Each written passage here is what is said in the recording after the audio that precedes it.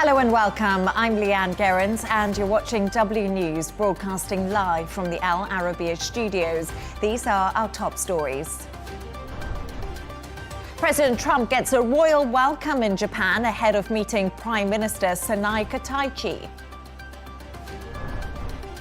US warships have docked in Trinidad and Tobago as the Trump administration increases military pressure on Venezuela.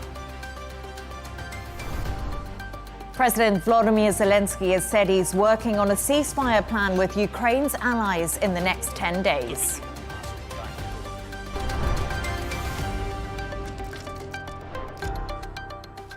Now, US President Donald Trump has arrived in Tokyo on the second stop of his closely watched tour of the Asia-Pacific region, where he'll meet with Japan's new Prime Minister, Sanai Kataichi. It comes hot on the heels of a triumphant visit to Malaysia, where Trump was praised for his courage and tenacity in promoting peace in the Middle East. Chris Gilbert reports from Tokyo. Flag-waving, smiles and handshakes as the US president departed Malaysia following a very fruitful first stop in Asia. In Kuala Lumpur, Trump oversaw the signing of an expanded truce between Thailand and Cambodia. He also inked a slew of trade agreements. More significantly, the US and China appear on track to cut a deal on trade after key talks on the sidelines of the ASEAN summit. In Tokyo, there was high anticipation and tight security ahead of Trump touching down in the Japanese capital. It's his fourth visit to the country as president and his first since 2019, when he attended a G20 summit in Osaka. All eyes will be on a meeting between Trump and Sanai Kataichi.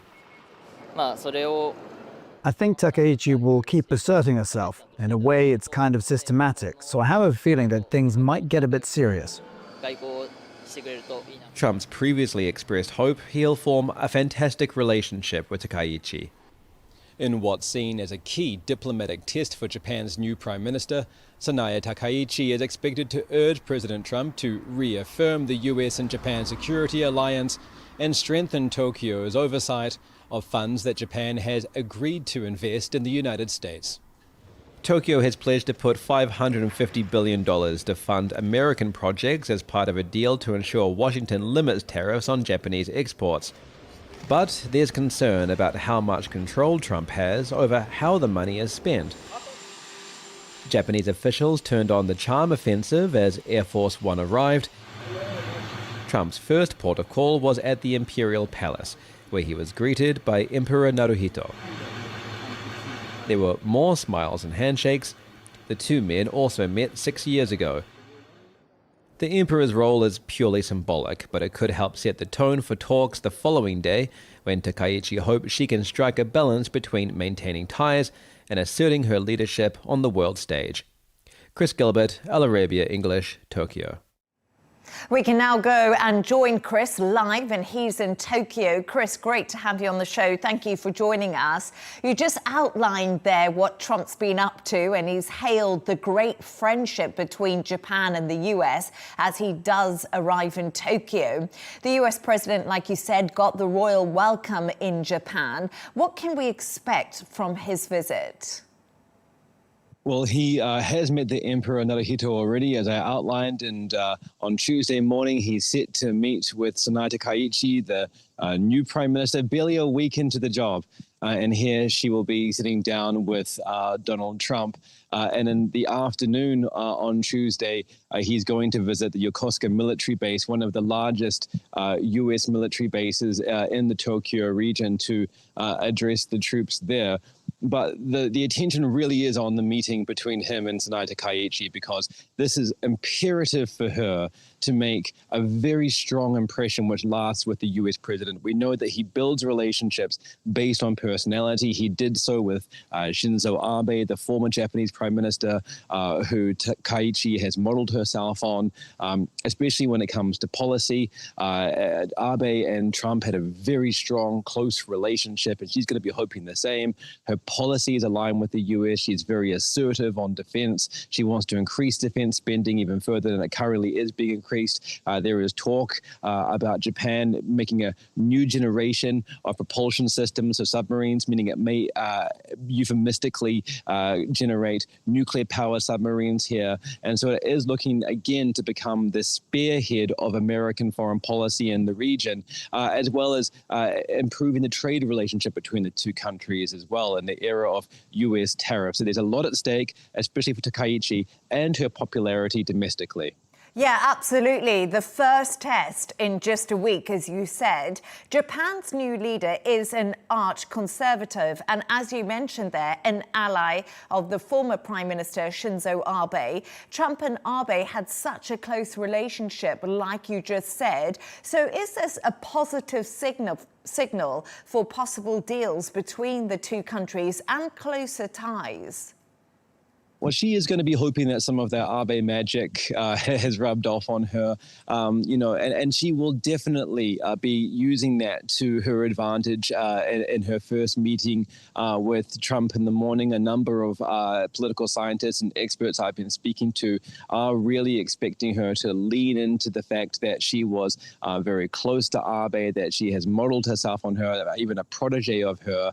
But also, as I say, when it comes to aligning Japan compared to previous leaders with American foreign policy in the region, then her views, her very hawkish foreign policy stance is going to be a benefit for her as well. But also Japan, remember, is also, as I said, promising a $550 billion gift, as they say, in loans and loan guarantees, investments in the United States. That's in return for the 15% tariffs that the US agreed with on Japan back in July. And so she is also going to be really focusing on that, saying that Japan had a lot to offer the United States, because she in particular, as the first woman leader of Japan and also such an incredibly right-wing leader of Japan, is really looking to the right-wing administration in the United States to really reaffirm those ties and build a strong relationship.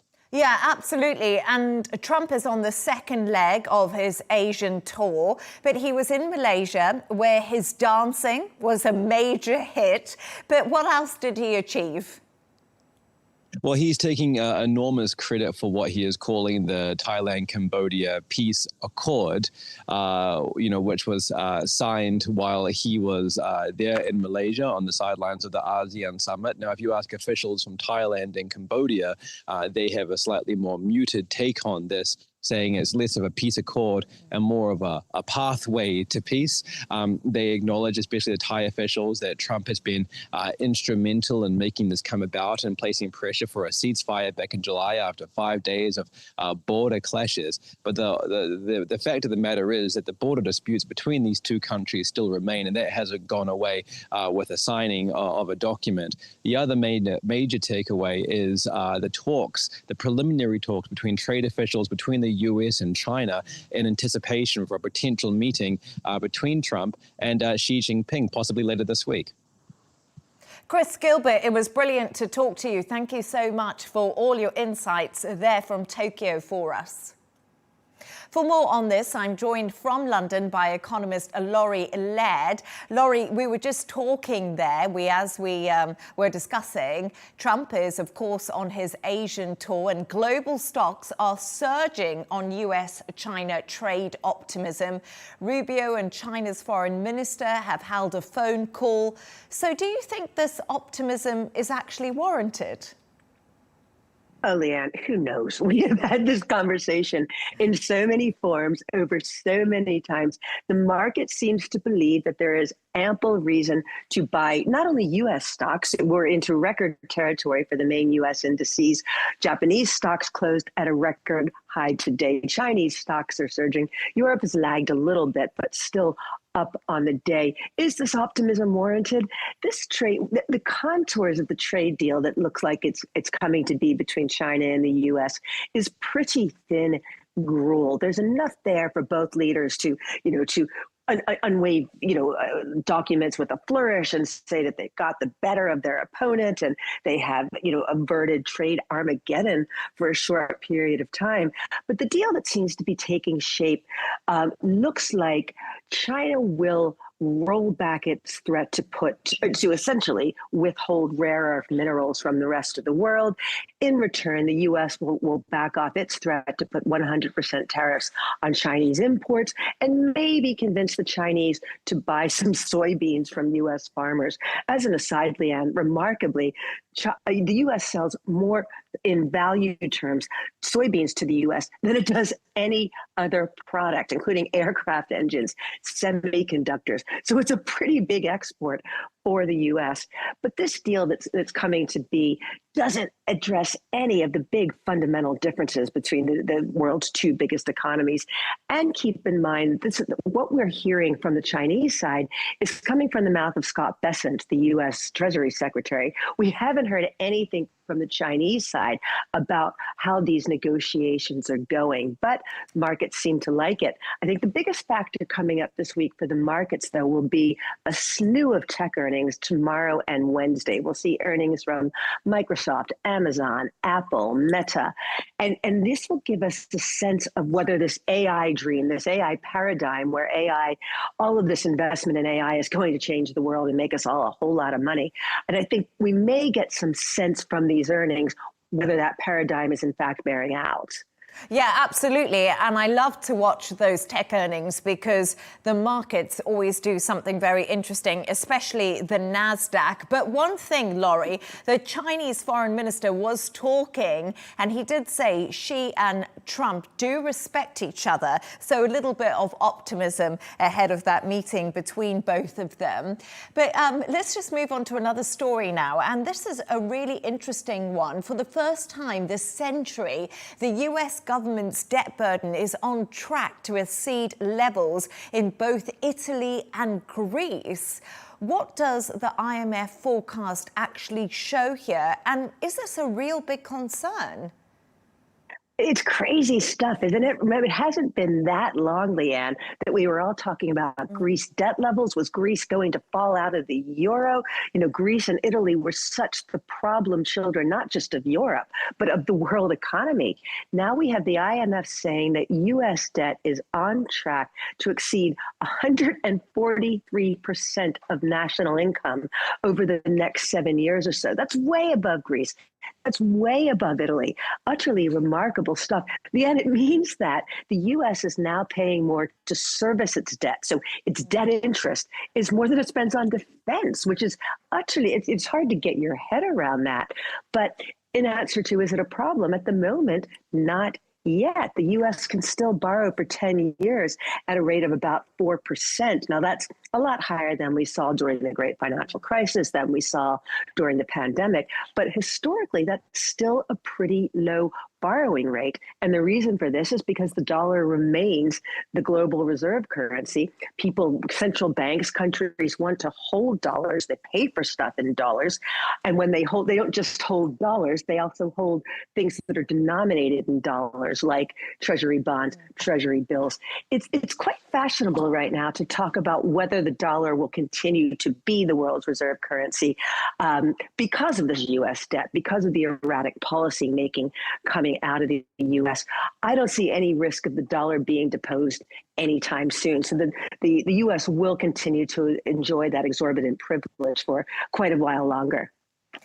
And let's talk about something else. There's always more reason than one for a surge on Wall Street, which we should always make clear. It's optimism about US-China relations, but it's also optimism about Fed rate cuts. Possibly we could see one coming up pretty soon.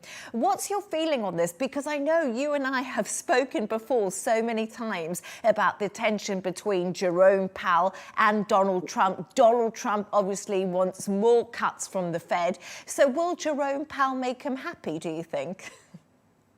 I think he will make him happy this week. And you're absolutely right. Donald Trump has been absolutely livid that Jerome Powell has not reduced rates at the Fed as quickly as Donald Trump would have liked. And part of the reason are these huge debt payments that the U.S. is incurring. Donald Trump feels that if official rates, the ones that the Federal Reserve controls, were lower, that the interest on U.S. borrowing would fall as well. It would help him out a lot. He wouldn't be able to have to pay so much in interest payments. I do think that we will see a rate cut this week, should be announced on Wednesday afternoon. The markets have fully priced in a quarter-point cut.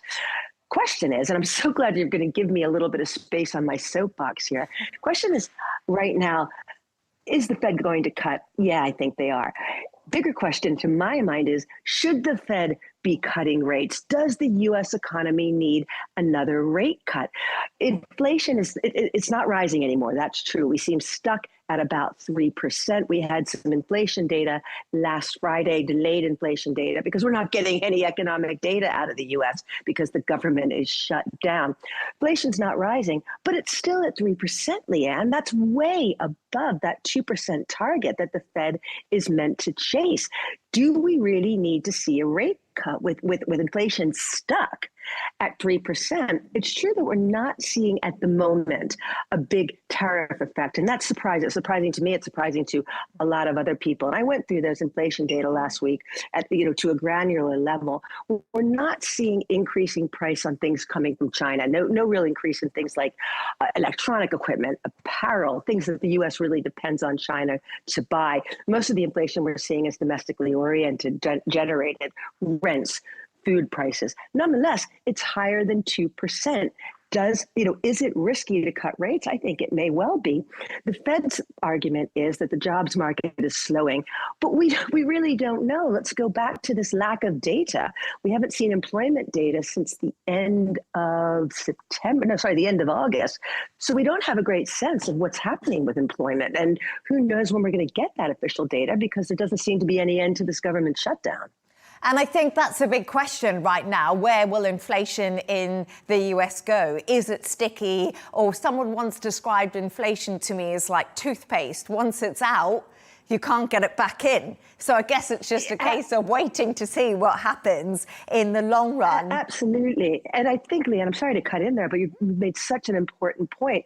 It feels to me that this 2% target, both in the UK where I am and in the US, it is observed simply in conversation. There doesn't seem to be a huge monetary policy effort to get inflation back down to target. We hear central bankers talk about it, but there doesn't seem to be a whole lot of action to address this. And it's quite interesting because over in the UK, inflation came in at 3.8%, if I'm right. So that's sticking where it is too, and slightly higher than the US. So do you think this is a Western problem in many respects when we look at the democracies around the world or the governments?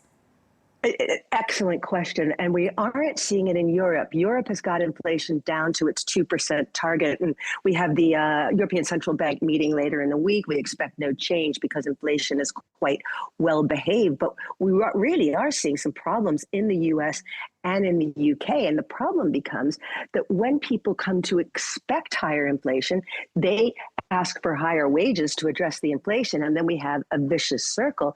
Inflation here in the UK close to 4%. And that is very, very worrying for a lot of central bankers here. So whether rates will come down in the UK, very open question, lots of debate around this.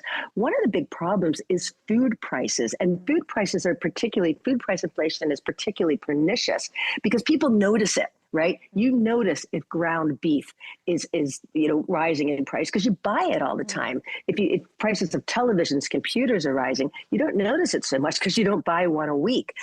So people expecting inflation is becoming a real problem, and it puts the central banks in a real bind. Absolutely. And one further thought before I let you go. President Trump has congratulated Argentina's Javier Milei after his election win. Is this a major victory for Argentina's long-troubled economy, Laurie? Yeah, and this is one of the big stories today. It's a victory, major victory. I'm not quite sure. Markets love it. The Argentinian peso up about 10%, Argentinian shares up 20%. And the reasoning here is that Milei will now be able to pursue some of his quite painful reforms to the Argentinian economy. The problem is that some of his reforms may not be, they're not orthodox economics. He has brought inflation down, and that is very welcome for the Argentinian economy. However, he's frozen the level of the peso. The peso is very, very overvalued. He wants a strong peso, in part to combat inflation. The problem is that the central bank has to intervene to buy pesos to keep it strong. Central bank's out of money. I mean, they don't have any reserves once debt payments are taken into account. So it's not clear. Well, this is a victory. It gives Milei some breathing room. It's not clear how long he can pursue this policy. Argentina has to pay back 18 billion in bond payments next year. They don't have the cash to do this. So I suspect that this is sort of a problem delayed, but Argentina will have it has to take a hard look at what it's doing come early next year. Absolutely fascinating. Great to speak to you as always, Laurie Laird. Thank you so much Always for a pleasure. your time. Pleasure.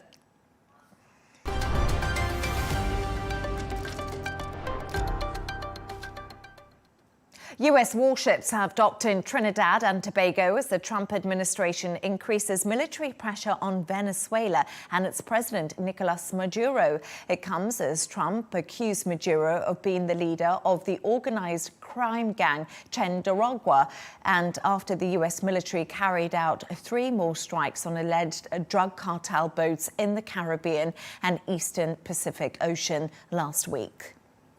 For more on this, I'm joined by Ecuadorian Minister of Foreign Affairs, Guillem Long. Thank you so much for your time this evening. It's great to have you on the show. Guillem, a US-guided missile destroyer docked in Trinidad and Tobago's capital. That was yesterday on Sunday. What is the significance of the warship in the Caribbean, and is it upping political tension in the region? Yeah, thank you very much for having me on the show. I'd just like to say I'm not the current foreign minister, I'm the former foreign minister, so I won't be speaking for the Ecuadorian government, fortunately. But yes, it is a very significant military buildup. It's the largest military buildup in the Caribbean, the largest US military buildup in the Caribbean in decades, in contemporary history, essentially. And it's clearly so large that it has nobody fooled. Nobody's really talking about it being about the small boats that they're bombing. It's a much greater operation, seemingly aimed at Venezuela, as you rightly said, at regime change. We're now seeing further build up with the arrival of an aircraft carrier, the largest aircraft carrier in the world, the USS Gerald Ford, which can accommodate 75 aircraft aboard. So it's a huge operation, which adds to the dozen ships or so, including destroyers, missile cruisers, nuclear subs that were already there, and a further apparently 5,000 troops to the already 10,000 troops that were on board these ships before the arrival of the aircraft carrier just a few days ago. So this is big guns. And it's, yes, it's creating a lot of tensions in the regions, with obviously Venezuela protesting the build-up, but also some of its immediate neighbors. Colombia has been protesting the build-up, and this has led to a backlash from the Trump administration against the Colombian government, which we've seen in the last few days, with sanctions being imposed on the Colombian president. But also Brazil, one of the largest states in Latin America, complaining about this. It doesn't want, Brazil's a neighboring country of Venezuela, and it doesn't want a war, which would probably create a huge humanitarian crisis, and a number of other states. We've also seen Barbados, a much smaller player, but complaining, but others aligning more with Trump, including Trinidad and Tobago. So yes, US military buildup fostering lots of divisions, lots of political tensions in the region, for sure. And Guillem, President Nicolas Maduro says the US government is fabricating a new eternal war against his country. But the Trump administration argues they are targeting the narco-socialist Maduro regime. But my big question, and I think the question that many people are wondering right now, is what is the motivating factors for the US? What's really behind this? Is it regime change, or is there a lot more to this story? Yes, I think, well, it's primarily about regime change. And I think there is a broader historical strategy there, which is about reasserting US power in what it considers to be its backyard, the Western Hemisphere. But in the short term, it's regime change in Venezuela for sure. This is actually not a new policy. It's been a long-standing policy of both Democrats and Republicans, particularly the first Trump administration was very keen on regime change in Venezuela. You may recall the whole parallel presidency of Juan Guaido, which ended in 2023. It was pretty much a fiasco, but that was a strategy of the first Trump administration. There was also a US-supported coup in 2019, which failed, and then a 2020 mercenary invasion, which also failed. So regime change has been an ongoing policy, but this is the first time that now military intervention is being brandished as a new way of doing regime change. It's a big escalation, right? It's not just covert operations and supporting insiders or military figures that might lead a rebellion. This is like threatening airstrikes, and we don't even know, maybe even boots on the ground. So I think it's really upping the stakes. I think it's particularly led by what are considered to be the hardlines in the Trump administration on Latin America, the hawks, if you like, Secretary of State Marco Rubio being the leader of them, who has been behind regime change in Venezuela for a number of years, has failed so far. The Venezuelan military has been remarkably loyal. And so the next step up is, well, military intervention. Narcotics, I think, across the political spectrum, really, most analysts agree that narcotics has little or nothing to do with the story, because most of the narcotics actually don't come from Venezuela, but come from elsewhere. And it's really interesting because you mentioned something there to me, and I was just wondering, do you think that a land invasion of Venezuela is possible and imminent? I mean, it's possible because obviously the US military is unrivaled clearly by the Venezuelan military. We're talking about in any conventional exercise of warfare, there would be, the Venezuelan military, I think, wouldn't stand a chance. Now, whether this would be strategically sound for the United States to do this, I really think this would be a massive political and military quagmire. There's of course, the Venezuelan military, but there's also militias. The Chavista, which is the political phenomenon inherited by former President Chavez, it's been weakened in the last few years, but it's still very real and very strong. And it would be the first time in history that the United States invades a South American country. There have been many invasions in history of Central American countries and Caribbean states, but these are much smaller. They're close to the United States. They're considered this a sort of typical backyard. We don't like this term in Latin America, but it is a term that has been used pejoratively. But South American states tend to be larger. If you think about the last US invasions in Latin America, it's Panama, 1989, 1990. This is 2.5 million inhabitants. Venezuela's 28 million inhabitants, which is the same size as Iraq back in 2003, which is not exactly a very sort of good memory for the US, right? So we're talking about larger states, larger populations, jungles, big cities, likely urban warfare and rural guerrilla warfare. This is not a good thing from the perspective of the United States to get involved. So in the early days, would the US take out kind of strategic military assets of the Venezuelan government? Probably, yes. Of the Venezuelan military? Probably. But in the long term, is it feasible? I don't think so. And historically, it's never been done. We've never had US troops on the ground, uninvited. We have military bases, but uninvited invasion of the South American landmass and its 12 sovereign states. That's never happened. And I think there's a reason why that's never happened. It's a very big undertaking. And it's really interesting because I hear you talk there and I always think about Donald Trump and his America First policy and not to get involved in forever wars not close to the US. And that's something that was spoken about a lot in his campaign and in his second term. But I just want to move on to the fact in recent weeks, the US has conducted several deadly airstrikes on alleged drug boats in the Caribbean Sea. What information do we have on who these targets are and if they were actually carrying drugs? Is there any solid information out there? So no, the quick answer is we have no information. The United States has provided zero information on who these people are and whether they're carrying drugs. And if they are carrying drugs, they're very likely to be in the event they're carrying drugs. And a lot of people, again, are saying not necessarily. And if they are carrying drugs, you would imagine that it would be in the US's interest to detain these people who may have information that are very likely to be very low-ranking members, not even members, maybe just quick hires for the cartels, right? So they're very uninteresting in terms of hits, where what you would expect the United States to want to go much higher up the ladder of the cartels and to therefore detain these people, obtain information, obtain quality intelligence, which is what the United States would normally do in order to go higher up the ranks and get go to the real drug barons and the leaders of these gangs. So it's very suspicious. And of course, that's one element. But the other element is that we know that most of the cocaine, forget the opioid crisis in the United States and fentanyl and so on and so forth. None of that is going via Venezuela.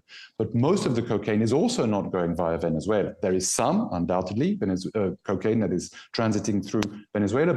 Most experts agree that this is marginal, and most of it is going to the United States from the Pacific coast of Latin America, of South America specifically, from Ecuador, mainly from Peru. So it's mostly Colombian cocaine going south into Ecuador and into Peru, and then exiting the South American landmass via these Ecuadorian and Peruvian ports. But a huge majority of the cocaine is coming out in actually quite large ships, in sort of shipments of major commodities that are being exported by plantations, mostly bananas actually, not on these small makeshift boats, right? So there may be some, but it's marginal. So if the United States was really going after drugs and drug barons, you would expect them to intervene on the Pacific side, to have, to go after much larger stakes rather than these relatively small stakes we're seeing in the Caribbean. And just before I let you go, one quick thought. Is Ecuador doing anything to control these drug cartels? Well, it's an interesting question. It's a polemic question because quite a lot of drugs has been found in banana shipments, as I've just said. Now, the Ecuadorian president is the largest banana export in the country, and a number of shipments of cocaine have been found in banana boxes that belong to his companies that he owns, that are basically plantations that he owns. Now, of course, the government and the president himself have argued that the drugs have been planted there, that it has nothing to do with him, but it's been rather repetitive. So again, if the Trump, and it so happens that the current Ecuadorian president is very allied to the Trump administration, right? So, the question is, I think is valid, is relevant. I mean, if the Trump administration was really going after the drugs, wouldn't they want to sort of start investigating what's going on in Ecuador and the banana plantations and the banana boxes? And we're talking about a large tonnage of cocaine going through those banana shipments. So I think a lot more could be done. I mean, of course, the war on drugs is a historic failure. We don't have to go in detail to cover the story, but going back to Nixon's declaration in 1973, Reagan's declaration in 1986, we still face the same problem. Drugs are still entering the United States, so there's a much deeper problem here to be dealt with. Much of it has to do with money laundering. Another big section of this is to deal with demand in the United States, and so on and so forth. So there are a number of ways in which the Trump administration could be trying to curtail drug consumption and drug imports. But I would argue on that list, Venezuela's very far down. Ecuador's probably further up, but there are many other things that the United States could be doing. Former Ecuadorian Minister of Foreign Affairs, Guillermo Long, it was fascinating speaking to you. Thank you so much for your time.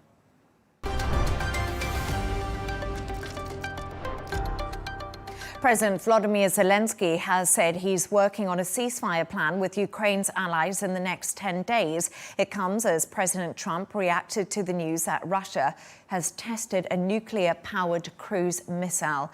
Here's what he had to say. They know we have a nuclear submarine, the greatest in the world, right off their shores. So, I mean, it doesn't have to go 8,000 miles. And they're not playing games with us. We're not playing games with them either.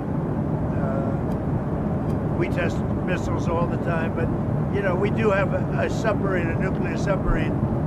We don't need to go 8,000 miles. And I don't think it's an appropriate thing for Putin to be saying either, by the way. You ought to get the war ended. A war that should have taken 1 week is now in its soon 4th year. That's what you ought to do instead of testing missiles. For more on this, I'm joined by Vigaldas Ušackas, former ambassador of the European Union to the Russian Federation. Former ambassador, it's wonderful to have you on the show. I appreciate your time. We just heard Thank you for having me. Pleasure. We just heard there from President Donald Trump warning Russia about its nuclear capabilities. Will the Kremlin listen to this stark warning, or is this all just saber rattling that we've seen before? Well, I think it's more of a blackmailing by President Putin, which he's used to do that, and rather successfully, vis-a-vis the former sheriffs in the White House of President Obama and President Biden, and that's what it led to the catastrophic war in Ukraine. Having said this, one has to acknowledge that Russia is a minor partner to the United States and NATO. I mean, Russia's economy is 25 smaller than combined NATO GDP. Russia spends for defense 10 times less than combined NATO. And of course, Russia is far away from modern technologies, artificial intelligence, especially in national security and defense. So I think it's a tactic which was proven to work well for President Putin up till now. The time will show to what extent he will try to bypass and again sabotage United States president, having in mind that President Trump himself has his own characteristics of being and aiming at seeing to be great, strong, and superior. Ukraine and its allies are working on a ceasefire plan as Russia appears to have pretty much stalls when it comes to talks about a ceasefire. My big question to you are these just more talks between Zelensky and his European allies that do amount to very, very little? They seem to be meeting for talks all the time, but Ukraine's not pushing forward on the battlefield and nothing really seems to come of it. Well, I think you're touching a very sensitive topic for Europeans because, unfortunately, we Europeans are being left on the sideline of that geopolitical battle. But, I mean, Europeans are not irrelevant.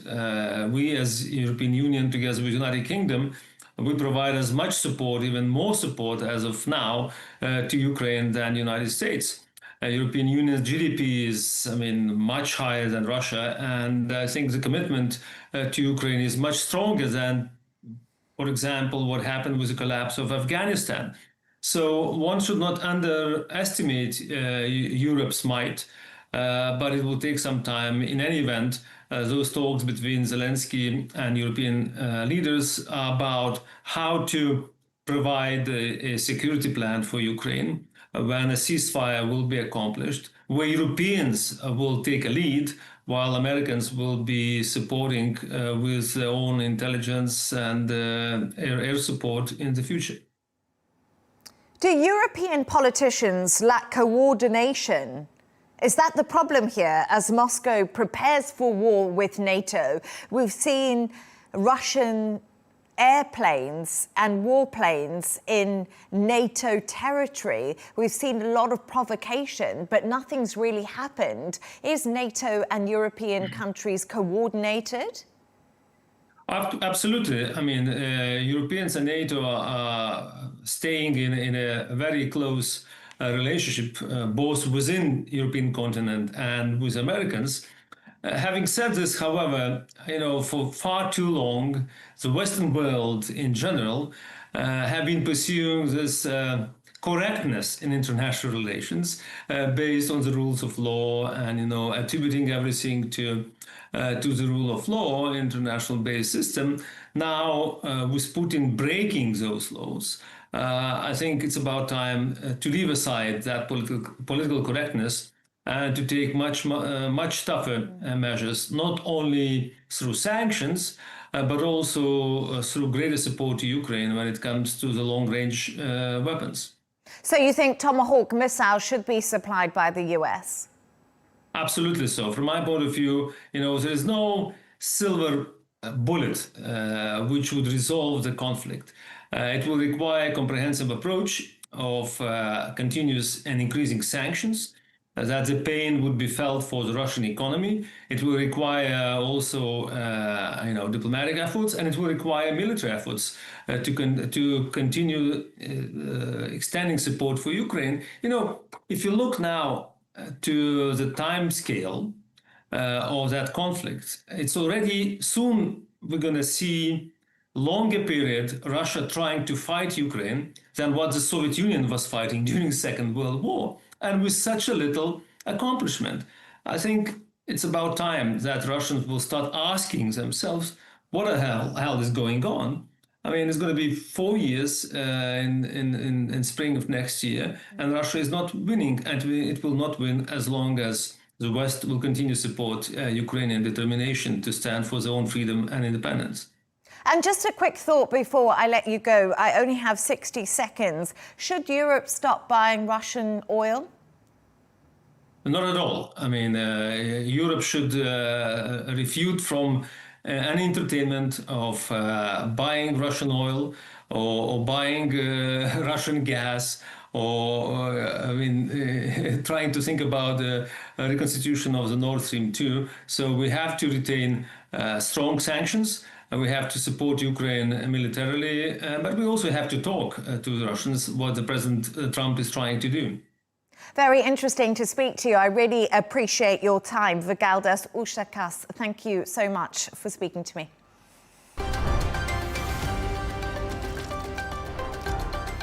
A reminder of our top stories. President Trump gets a royal welcome in Japan ahead of meeting Prime Minister Sanae Takaichi. US warships have docked in Trinidad and Tobago as the Trump administration increases military pressure on Venezuela. President Volodymyr Zelensky has said he's working on a ceasefire plan with Ukraine's allies in the next 10 days. And that's all from us on W News. Don't forget to subscribe to our YouTube channel, follow us on X too, and we'll be back in a couple of hours with W News Extra. Thank you for joining us and goodbye.